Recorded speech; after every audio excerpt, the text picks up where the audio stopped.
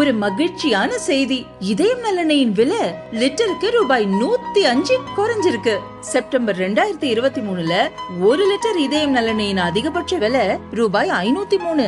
ஆனா இப்ப 1 லிட்டர் இதயம் நல்லெண்ணெயின் விலை ரூபாய் 398 மட்டும்தான் தமிழ்நாட்டுல. அப்ப இனிமே எல்லாரும் இதயம் நல்லெண்ணெய் வாங்கலாம் இல்ல? பகல்காம் பயங்கரவாத தாக்குதலுக்கு ஆபரேஷன் சிந்தூர் மூலம் பாகிஸ்தானுக்கு பதிலடி தரப்பட்டது. இதில் 9 பயங்கரவாத முகாம்கள் முற்றிலும் அழிக்கப்பட்டன.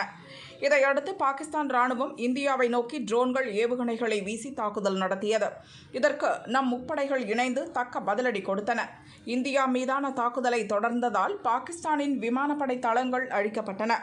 பாகிஸ்தான் ஏவிய 400க்கும் மேற்பட்ட ட்ரோன்கள் ஏவுகணைகள் நம் நாட்டு எல்லையை அடைவதற்கு முன்பே துல்லியமாக தாக்கி அழிக்கப்பட்டன.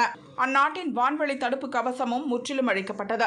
பாகிஸ்தான் பயங்கரவாதிகள் மற்றும் இராணுவத்துக்கு எதிரான சண்டையில் இந்திய விமானப்படையின் பங்கு அளப்பரியதாக இருந்தது. குறிப்பாக பஞ்சாபின் ஜலந்தரில் செயல்படும் ஆதம்பூர் விமான தளத்தில் இருந்துதான் பெரும்பாலான தாக்குதல்கள் மேற்கொள்ளப்பட்டன. ஆயுதங்கள் முறியடிக்கப்பட்டு வான் பாதுகாப்பு கவசம் அழிக்கப்பட்டதால் இந்தியாவின் தாக்குதலை சமாளிக்க முடியாத பாகிஸ்தான் திணறியது. பாகிஸ்தான் ராணுவ தலைமை அதிகாரி இந்திய ராணுவ அதிகாரியை தொடர்பு கொண்டு சண்டை நிறுத்தத்துக்கு அழைப்பு விடுத்தார். நம் இலக்கு பயங்கரவாதிகளை அழிப்பதே என்பதால் பாகிஸ்தானின் கோரிக்கையை ஏற்று 10ஆம் தேதி மாலை சண்டை முடிவுக்கு வந்தது.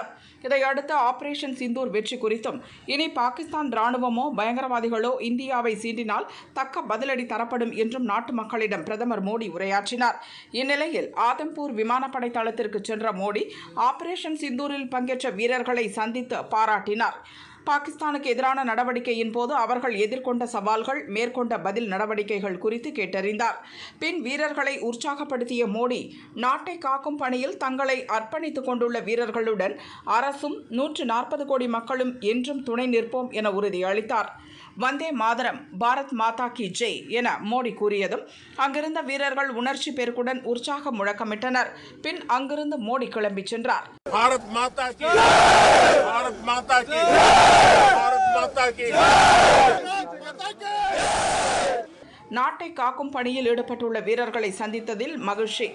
நம் வீரர்களின் திறனும் வீரமும் அளப்பரியது. அவர்களுடன் இந்நாடு எப்போதும் துணை நிற்கும் என பிரதமர் மோடி கருத்து பதிவிட்டுள்ளார்.